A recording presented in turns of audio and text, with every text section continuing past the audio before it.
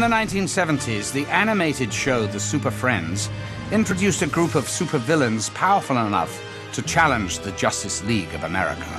This conglomeration of villainy became known as the Legion of Doom.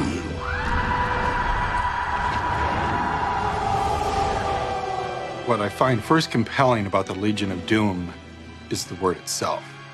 Doom goes way back to the old Anglo-Saxons, and it originally meant law and judgment. So the Legion of Doom already gives you this sense of revenge. These are 13 characters who are out to wreak revenge, out of resentment, out of bitterness, out of jealousy.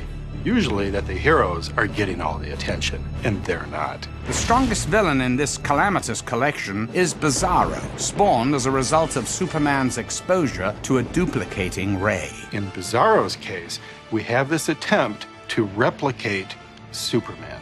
If we can't defeat him, we'll clone him. Mythologically, what you've got then is the twin.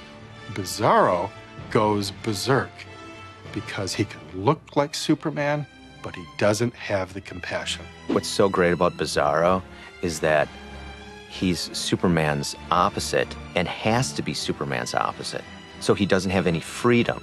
I don't think of him as a villain. I know he's come back into comics more as a villain. I saw him as a misunderstood Frankenstein creature.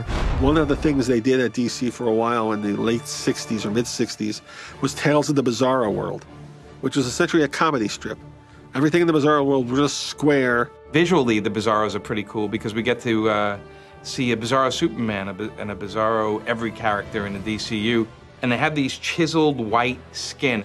Everything's a little off. The S is off, the hair's messed up. When there's one of them, when there's a Bizarro, when you're dealing with a creature who thinks so diametrically opposite to you that you cannot predict what he will do next, and when he's as strong as Superman, you've got something that's threatening and dangerous.